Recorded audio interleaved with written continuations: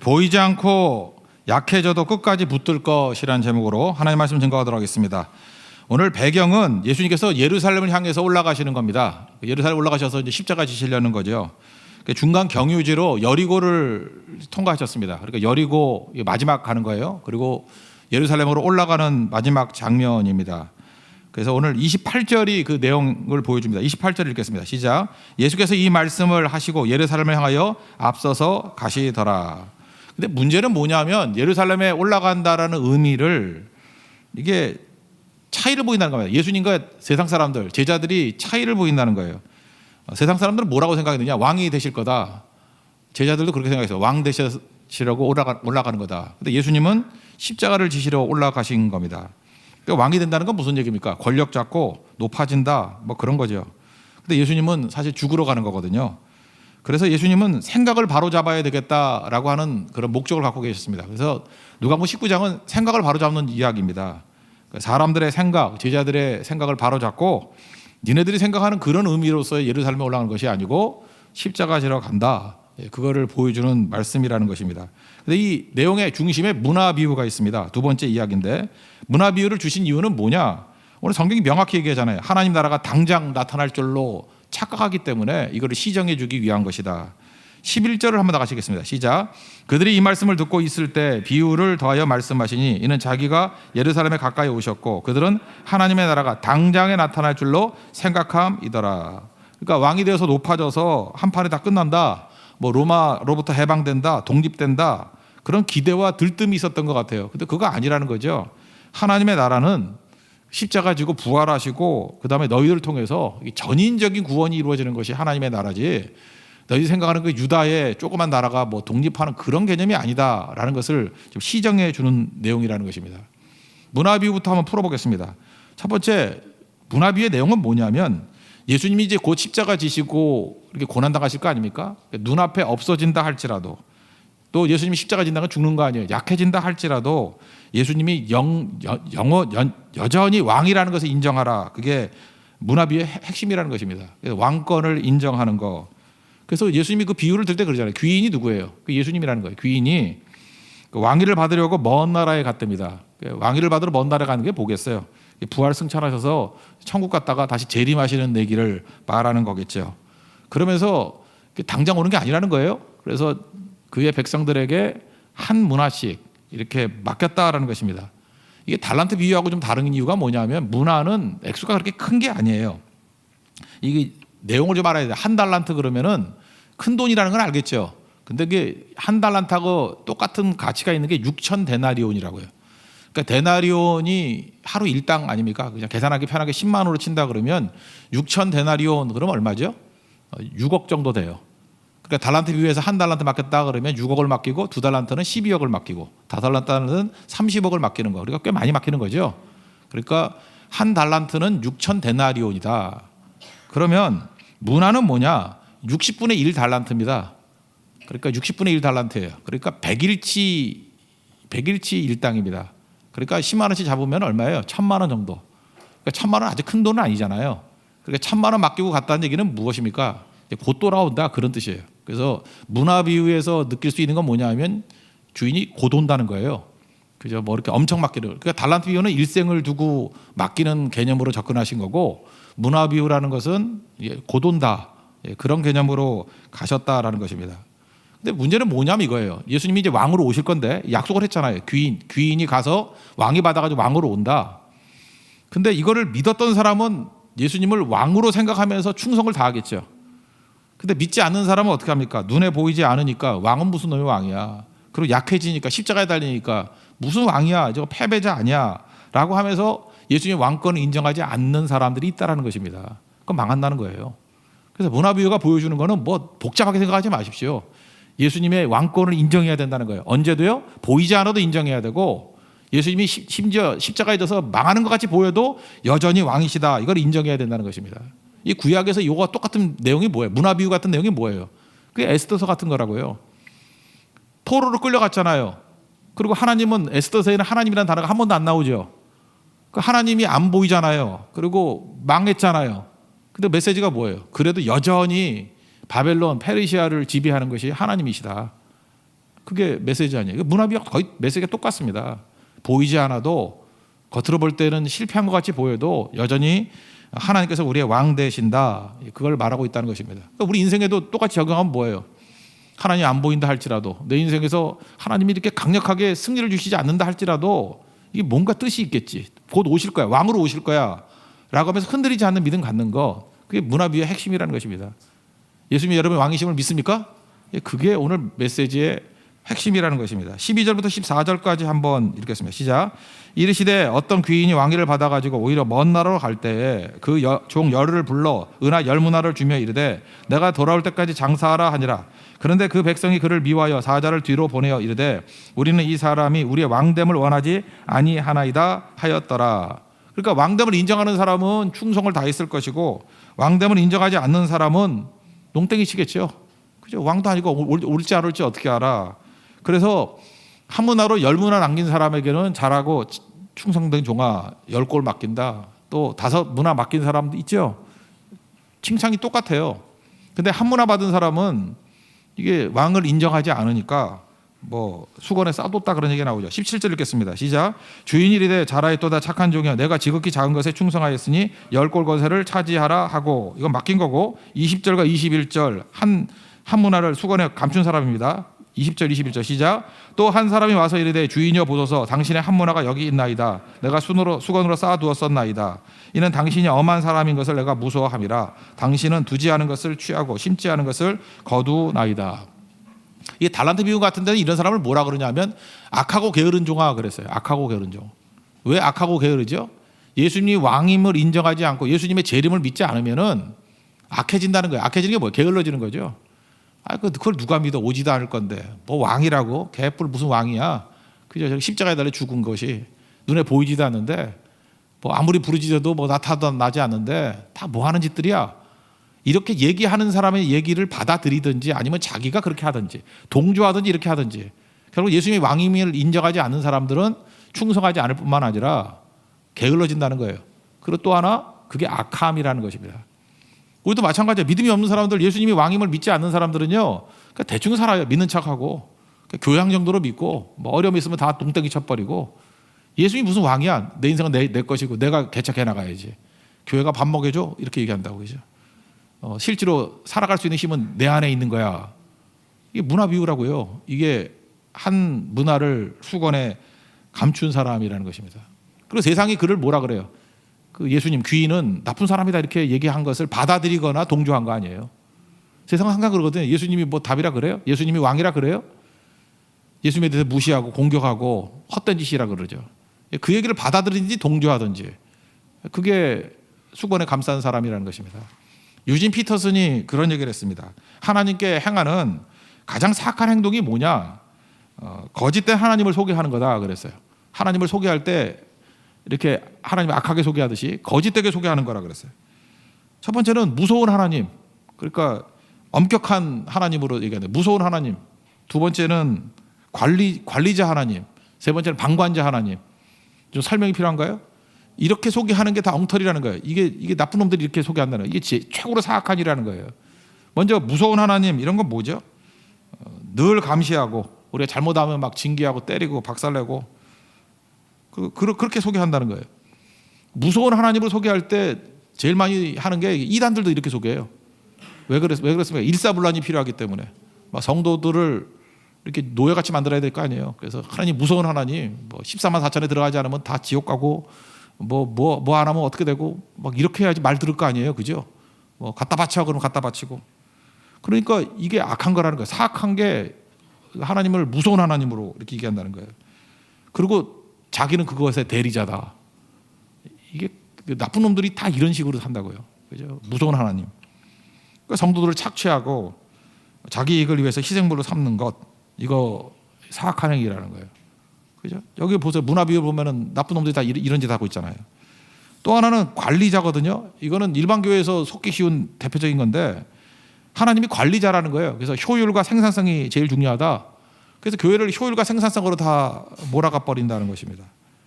그러니까 우리 잃은 양 비유할 때도 보면 99마리 양이 중요한 거예요. 한 마리 잃은 양 신경 안 쓰고. 율법 정신이 뭐라 그랬어요? 가난한 자가 얻게 하라, 억울한 자가 얻게 하라. 가난하고 억울한 자 살리고 해야 되는데 이거 아니라는 것입니다. 이거 따르는 이유가 뭐죠? 하나님을 관리자 하나님으로.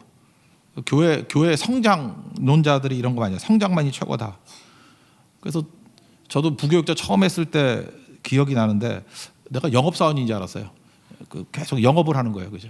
뭐 누구 안 오면 전화해야 되고 뭐 그래야 되고 그다음에 거기서는 뭘 했냐면 이렇게 포도송이 같은 걸 하나 만들어요. 유치원 같아요. 포도송이를 만들어가지고 누구 전도회 먹어도 하나씩 붙였어요. 그래서 제 포도송이가 이렇게 반밖에 없었거든요. 그래서 막 욕도 바가지를 먹고 포도송이 안 채웠다고. 그게 사역이라고 생각한 거예요. 은혜가 있으면 뭐 사람들이 오는 거지, 그죠? 근데 이 관리자 모델 생각보다 교회 안에 되게 많습니다. 그래서 여전사님들 다 교회 여전사님 많이 모아가지고 허구헌을 전화 걸어요, 그죠? 요즘에 전화 받지도 않으니까 옛날에는 그런 거 많이 했거든요. 그러니까 이런 식으로 영업하는 하나님, 이것도 잘못된 거죠. 세 번째는 방관자 하나님. 이 방관자 하나님은 교회 안보다는 교회 밖에서 더 많은 것 같아요. 이신론자라 그러죠. 디이즘이라고. 하나님이 창조하셨다는 거예요. 세상을 창조하시고 이제는 그 법칙대로 운영하게 만드시고 신경 안 쓴다는 거예요. 그러니까 뭐예요? 기계론적 세계관을 갖고 있는 거죠. 이신론자들. 이거 생각보다 되게 많아요. 이런 사람들. 기적은 없다라는 거예요. 하나님 창조하시고 난 다음에 자기가 법칙을 만들었는데 기적은 법칙을 깨는 거 아니냐. 그러면 하나님이 자기 모순이다. 그래서 이렇게 말하는 사람들이 있어요. 조금 배웠다 그러면 요즘 현대인들 뭐 다 학력 높잖아요. 좀 배웠다 그러고 뭐 주소 듣고 뭐 유튜브 보고 책 보고 하니까 좀 안다 그래가지고 전부 다 이렇게 방관자로서의 하나님 이거 믿는 사람 되게 많아요. 그죠? 이거 좀 먹물 들어간 사람 중에 되게 많아요. 이거 관리자 하나님 이거 잘 믿는다 그러는 교회 이 교회 영업사원 만들어 버린다고 사람들.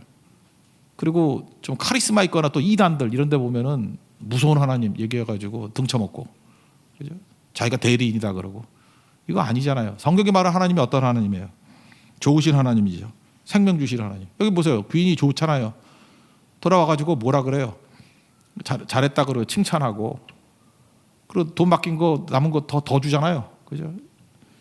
10문 남겠다 그러면 10문 남겼으니까 1억 정도 남긴 거 아니에요. 그럼 1억 먹고 날라가 그러지 않고 10고를 맡긴다. 이게 무슨 얘기죠? 돈이 문제가 아니라 이 주인 얼마나 좋으신 분이냐면은 하나님의 형상이 뭐예요? 창세기를 보면 다스리라 그랬잖아요. 다스림의 회복. 그러니까 10고를 다스릴 수 있다. 리더십을 준 거예요. 형상 회복.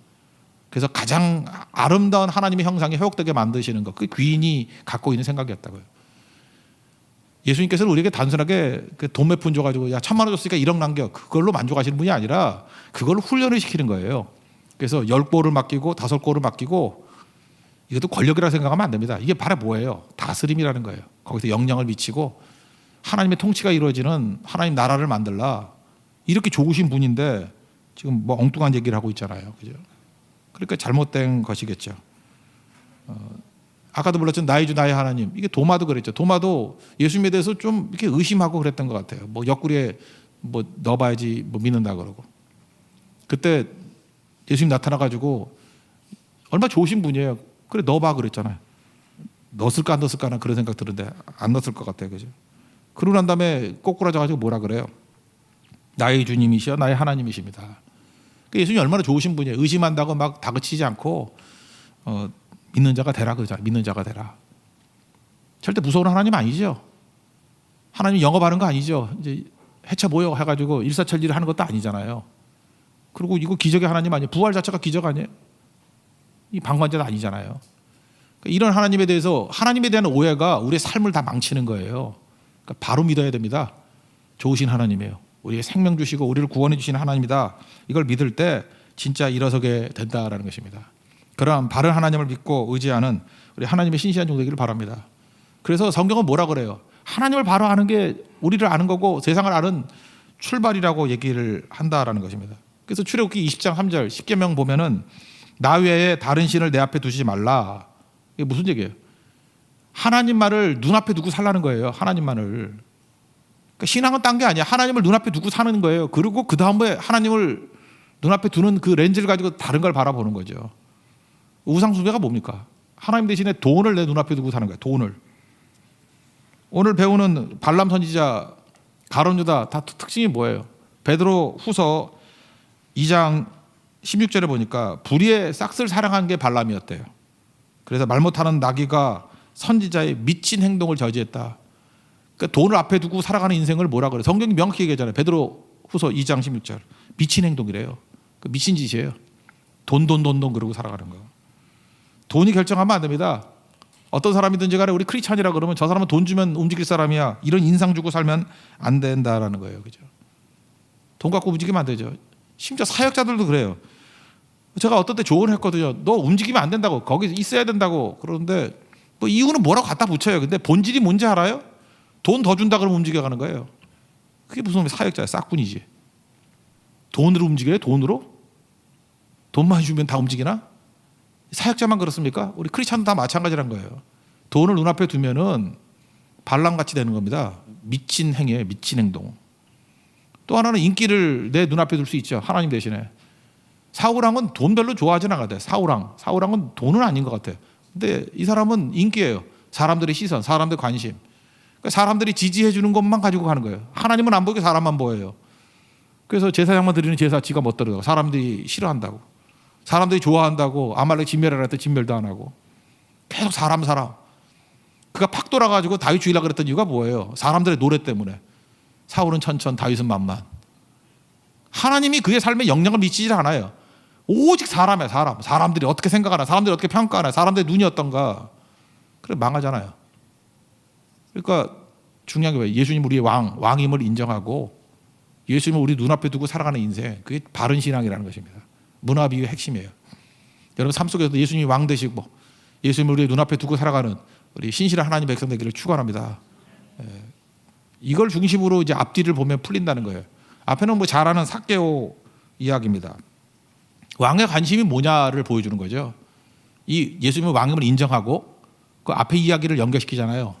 그 왕의 관심이 뭐였느냐? 지금 십자가 지러 가실 때 마지막으로 했던 행동이니까 되게 중요한 의미가 있는 거 아니에요? 왕의 관심이 뭐냐? 예수님의 관심이 뭐냐? 잃은 자 구원하는 거다. 그게 핵심이라는 것입니다. 만약에 내 관심사를 가지고 뛴다 그러면은 우리 인간은 선악과를 먹은 존재이기 때문에 우리는 항상 뭘 생각하냐면은 언제나 그래요. 건질 사람과 버릴 사람 이거 생각해요. 여러분들도 보래요. 심지어 크리스찬들도 마찬가지예요. 이렇게 훈련이 안 된 사람들 보면은 교회 와가지고 그냥 맨날 이원론적이라니까 나누는 거예요. 믿음 좋은 사람과 믿음 없는 사람. 뭐 이런 거 나누고요. 그죠? 뭐 착한 사람과 나쁜 사람. 뭐 밤낮 하는 짓이 그거예요. 누가 의인이냐, 누가 악인이냐. 누가 애국자냐, 매국노냐. 그러니까 밥 먹고 깨가지고 잘 때까지 하는 짓이 뭐냐 하면 맨날 나누는 거예요. 그죠? 이거냐, 저거냐, 이거냐, 저거냐. 우리 편이냐, 적이냐. 그래서 세상 망치는 거예요. 만약에 우리가 예수님 말고 예수님 왕으로 인정하지 않고 그냥 정상적으로 살아간다 그러면 수다를 떨면 안 되는 이유가 그거예요. 수다 떠는 사람들을 보면 다 적이냐 내 편이냐 그거 나누는 거예요. 좋은 사람이냐 나쁜 사람이냐 그거 나누는 거예요. 그러니까 수다 떨지 마세요. 수다한 무리를 전도하는 거 좋지만 수다 떨지 말라고. 수다가 그런 거라고요. 선악과. 하나님만이 판단하셔야 돼. 내가 맨날 그 판단만 하고 있다고. 만약 그렇다 그러면 삭개오는 어떻게 보는 거예요? 나쁜 사람이죠. 성경도 그런 얘기 하잖아요. 개같이 여긴다고. 세리와 동의어가 죄인이에요. 거기다가 세리 장이야. 악질 중에 악질. 거기다 부자야. 그럼 그렇지. 등쳐먹어서 부자 된 놈. 성경은 그렇게 접근하잖아요. 그게 세상 사람의 시각이라는 거예요. 그러니까 삭개오를 딱 보는 순간에 상종도 못할 존재예요. 예수님이 같이 밥 먹는다 그러니까 왜 그런 집 가서 죄인의 집에 가서 밥 먹냐 그러고. 그러니까 관심사가 뭐예요? 나누는 거예요. 나누는 거. 근데 왕의 관심사는 뭐예요? 건지는 거예요. 구원시키는 거라고. 왕의 관심사를 결정적으로 얘기하는 10절입니다. 10절 읽겠습니다. 시작. 인자가 온 것은 잃어버린 자를 찾아 구원하려 함이니라. 그러니까 the lost, find the lost. 잃어버린 자를 찾아라. 그게 왕의 관심사라는 것입니다. 우리는 선악과를 먹었기 때문에 하나님 자리에 앉아가지고 맨날 선과 악을 판단만 하고 있다고. 그게 죄예요. 그게 죄. 그러니까 우리가 좋아하는 게 뭐냐 하면은 권선징악을 좋아하고 싫어하는 걸 은혜를 싫어해요. 은혜는 내가 받을 땐 좋아하지만 누가 딴 사람이 은혜를 받는다 그러면 열받아요. 펄펄 뛰고. 그 마태복음 20장에 나오잖아요. 그 일꾼들 뭐 일찍 온 사람부터 늦게 온 사람까지 다 똑같이 한 데나리온 주는 거. 열받는 이유가 뭐예요? 나는 9시에 온 사람이라고 생각하기 때문에 그래. 그래 열받는 거지. 나 9시에 왔는데 왜 똑같이 줘? 5시에 온 사람 1시간밖에 일 안 했어요. 나는 밥 먹는 시간 빼고 8시간 일했는데 한 데나리온. 근데 저 사람 1시간밖에 일 안 하는데 왜 한 데나리온이냐? 열받는 이유가 뭐예요? 9시에 왔다고 생각한다니까요. 자기가 의인이라고 생각한다니까요. 만약에 그 똑같은 이야기를 내가 5시에 온 사람이라고 생각하면 어떻게 생각하겠어요? 은혜요, 감동이겠죠. 그죠? 나는 1시간밖에 일하지 않았는데 이게 웬 은혜인가, 웬 감사인가, 웬 능력인가. 그 메시지 핵심이 그거예요. 너 5시에 온 사람이야. 그거 깨달으라는 거예요. 근데 우리는 자기가 의인이고 펄펄 뛰면서 권선징악 되게 좋아한다니까요. 권선징악 좋아하는 이유가 뭡니까? 어렸을 땐 좋아해도 돼요. 뭐 죄 별로 없으니까. 그러니까 늙어서도 권선징악 좋아하면 맞아 죽어요. 알아요? 어렸을 때 그런 것도 교육을 시켜야 되는 거죠. 권선징악 좋아하면 어떻게 되죠? 뭐 통쾌하죠. 악한 사람들 때려잡고 하니까. 그 전제는 뭐예요? 나는 의인이에요. 너는 악인이고. 바리새인들이 나라를 만들면요, 권선징악의 나라를 만들어 버립니다. 권선징악의 나라를 만들면 특징이 뭐냐? 죄인이 설 자리가 없어요. 그러면 그런 나라가 올 것 같죠. 악이 사라지고 죄인이 사라지고 깨끗하게 될 것 같죠. 성경은 이렇게 얘기하는데 의인 없나니 하나도 없다고? 다 죄인이라는데? 그렇게 바리새인 짓들 하는 사람들이 또 죄인임이 또 증명이 돼요. 그러면 두 길밖에 없죠. 그렇게 누구를 공격하고 죽이려고 그랬는데 나도 죄인이야. 그 두 길밖에 없잖아. 위장하든지, 그래서 뻔뻔해지든지, 아니면 죽어야지. 어떻게 살아, 이 땅에서? 죄인이 살 수 없는 나라를 만들어놨는데. 하나님의 나라의 특징이 뭔지 아십니까? 죄인을 용서하고 그를 건져서 의인 되게 하는 나라예요. 잊지 마십시오. 바리새인의 나라가 아니에요. 하나님의 나라는 죄인을 건지는 나라라고. 세리장, 악질 중에 악질인 삭개오를 구원시키는 나라예요. 아브라함의 자손 되게 만드는 나라예요. 그거 하라는 거예요. 그거. 정죄질 그만하고 그리스도의 십자가의 보혈을 증거해서 건져내는 일을 하라. 그게 중요하다는 것입니다. 그래서 살리는 일에 집중하면은 전성기를 맞이하게 됩니다. 요즘엔 은퇴해서 안 하는 것 같은데 오프라 윈프리라고 있었죠. 이분을 보면서 느낀 게 뭐냐면, 내가 TV에서 볼 때는 항상 좋았는데 자기는 옛날에 뚱뚱하고 못생겼대요. 그래서 내가 볼 때 예쁘던데. 예. 옛날 얘기인가 봐요. 그죠? 어렸을 때 뚱뚱하고 못생겼대요. 그런데 뭐 얼마나 영향력 미치는 사람이었습니까? 한동안에 오프라 윈프리 쇼 1억 6천만이 매일 봤어요. 1억 6천만. 그러니까 뭐 어마어마한 거죠. 근데 이 여자분이 배경이 어떤 거였어요? 일단 흑인이고 미국에서 차별받잖아요. 미혼모의 딸이고 어렸을 때 또 성폭행을 당했대요. 상처가 있고 학력은 뭐 높지 않죠. 내가 볼 때 뭐 대학도 안 나온 것 같아. 그러고 그러니까 낙심해 살아가는데 간단히 생각해. 내가 이대로 살면 안 되겠다. 그래서 오프라 윈프리를 변화시킨 게 딱 하나예요. 이렇게 살면 안 되겠다. 시각을 바꾼 거예요. 그냥 감사일기 쓰자. 일기 쓰면은 인생이 변하는 것 같아. 그죠? 충무공 이순신 장군도 일기를 쓰니까 된 거지.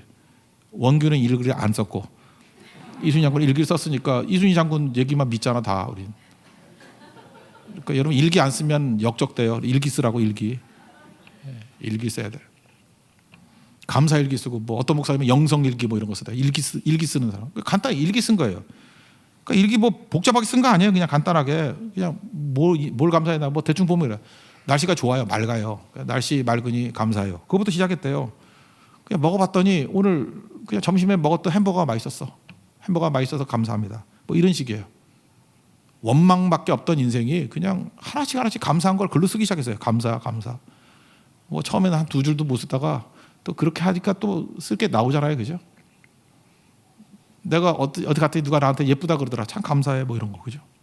내가 웃어줬더니 사람도 같이 웃어주더라. 감사해. 뭐 이런 거. 아주 사소한 거예요. 그냥 표현하는 거예요. 감사를 표현. 이때부터 시선이 바뀌기 시작하면서 살아나기 시작하더라는 거죠. 제 친구 교수님이 한 분 계시는데 그분이 맨날 그런 얘기해요. 대학교 여자대학 교수예요. 근데 옛날에는 화를 많이 내는 학생이나 교수들이 있더래요. 자기는 생각할 때 왜 화를 저렇게 자꾸 내나, 인내심이 없어서 화를 낸다고 생각했대. 인내심이 없어서. 근데 잘 봤더니 인내심도 있더래요. 인내심이 있는 사람도 화를 내더라는 거예요. 인내심이 아니라는 거예요. 그 전제가 틀렸다는 거예요. 잘 보니까 화내는 사람의 특징이 뭐냐 하면 열받는 것만 쳐다보는 사람이 화를 내더래요.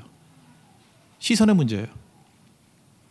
그러니까 인내심이 없더라도 좋은 거 쳐다보는 사람은 계속 생각 웃고 있는데 계속 어두운 거, 열받는 거, 하여튼 열받는 거 찾아가면서 읽는 사람 있죠. 그러니까 화를 자꾸만 내더라는 거예요. 시선의 문제죠. 오프라 윈프리도 마찬가지예요. 자기 아픔, 상처 그거 쳐다보고 있으니까 원망 나오는데 감사가 뭐예요? 시선이 바뀌었다는 거 아니에요? 감사하는 거 찾기 시작하니까 바뀌더라. 그 변화 1순위. 2순위가 뭔지 알아요? 이웃에게 생기심 가지고 이웃 섬기기 시작했다. 돕기 시작했다는 거예요. 그는 뭐 인기도 없고 뭐 돈도 생기고 할 때 오프라 윈프리 자기를 위해서 쓴 게 아니에요. 아픈 사람, 없는 사람 이야기를 들어주고 그들을 돕고, 그래서 사람들이 위로받고 힘 얻으니까 더 보고 더 보고. 여러분 인생도 마찬가지입니다. 인생이 커지기만 하는 비결이 뭔지 알아요? 날 위해 살면 쪼그라들어요. 근데 이웃이라는 차원을 보게 되면은 이 X축, Y축, Z축이 생긴다 그랬잖아요. Z축이 더 커지는 거 아니에요?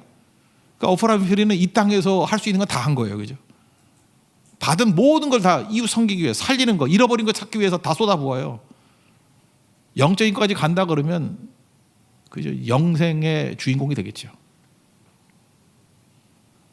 쪼그라드는 인생 잊지 마십시오. 나밖에 모르고 우리 새끼밖에 모르고 우리 집밖에 모르고 그게 저주예요. 이기주의자가 저주예요. 그게 그 가장 바닥이고 그 소망 없는 오프라 윈프리도 살아갔던 방법은 바로 이거라고요. 잃은 자 찾는 거예요. 여러분 잃은 자 찾는 일에 여러분 삶 전체를 드릴 수 있는 믿음의 종 되기를 바랍니다. 그다음 뒷부분에 나오는 이제 세 가지 이야기는 왕의 인격을 닮으라는 거예요. 낙이 타고 오셨다, 겸손. 눈물을 흘리셨다, 눈물. 애통하는 마음이죠. 그 다음에 성전 정화하셨다, 이건 기준 아니에요, 기준. 좀 간단히 살피겠습니다. 이게 왕의 인격이라는 거예요. 낙이 타고 들어오셨다는 건 뭐죠? 겸손 아니에요, 겸손. 한비자가 그런 얘기 있죠. 어떤 사람하고 얘기할 때 치부 드러내지 말라고, 약점 공격하지 말라고. 결코 설득할 수 없을 거라고요. 설득력이 있어야 됩니다. 설득의 특징이 뭐예요? 마음을 얻는 거 아니에요. 마음 얻지 아니하고 그 사람을 그냥 정복하는 거, 정복이라고 그러잖아요. 그러니까 예수 믿는 건 정복자가 되는 게 아니라 설득자가 되는 거예요. 설득하는 사람이 되는 건데 정복을 하려고 그래요. 교회에서도 이번에도 우리 장로님도 세우고 뭐 집사님들 많이 세우고 그러지 않습니까? 권사님도 세우고. 직분을 권력으로 생각하는 사람이 있어요. 그러니까 직분을 가지면은 뭐 내가 생사 여탈권을 가지고 있어 뭐 이러고, 누굴 자천시킬 수 있어, 마음대로 할 수 있어, 자를 수 있고 세울 수 있고, 이 내 권한이야 뭐 이러고. 제가 어렸을 때까지만 해도 교회에서 제일 많이 들었던 얘기가 뭐냐면은 당의 권위에 도전한다, 맨날 이런 거였어요. 내가 고등학교 때 당의 권위에 내가 너무 도전을 많이 했거든.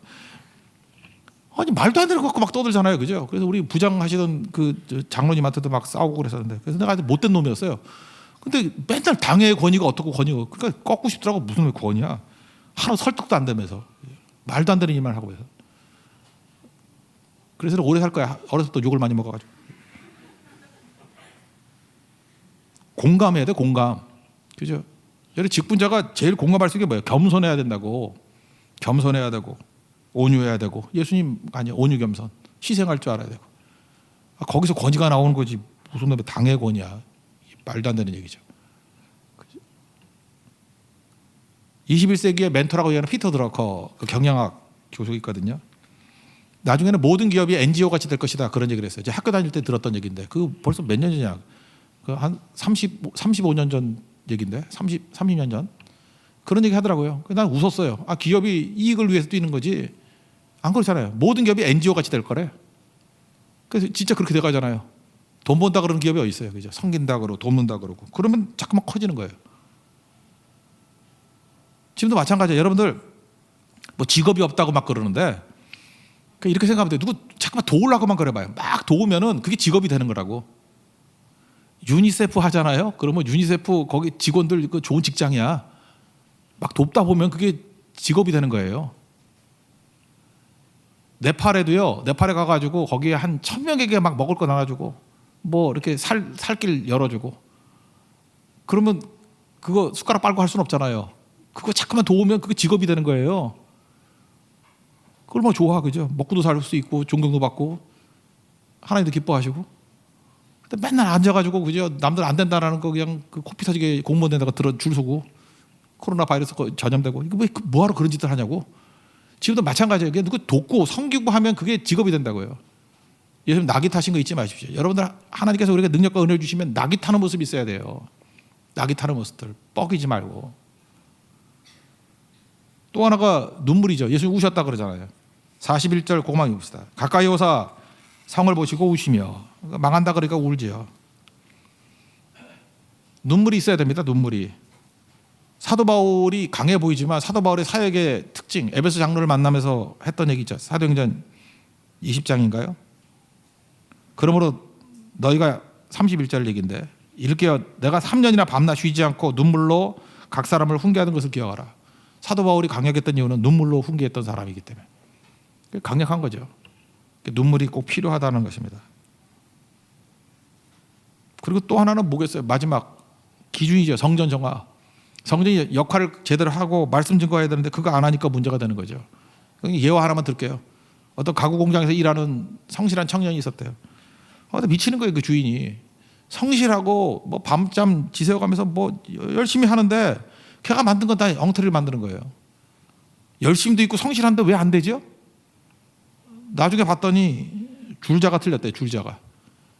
줄자를 좀 비싼 거 사야 되는데 다이소에서 2,000원짜리 사가지고 그걸로 하니까 이게 맞지가 않는 거예요. 기준이 틀리면은 열심히 있어도 안 돼요. 줄자. 성경을 정경이라 해요. 정경. 이렇게 66권 정경이라 그러잖아요.